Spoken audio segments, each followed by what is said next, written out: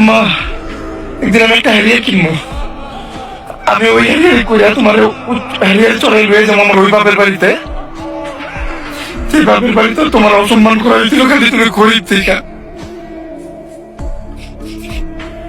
আমি লয়ে যাবো তোমার ওই খাবার বাসায়, যে খালা তার ঘর থেকে তোমার বাড়ি করে দিয়েছিল।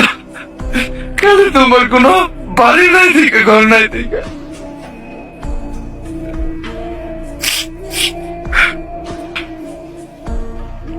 আমি আমার মাল লেগে সব করবো, আমি তোমার লেগে সব করবো।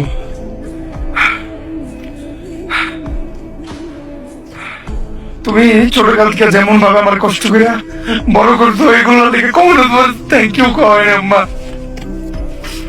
কোনো সময় তোমার আই লাভ ইউ কয় নাই।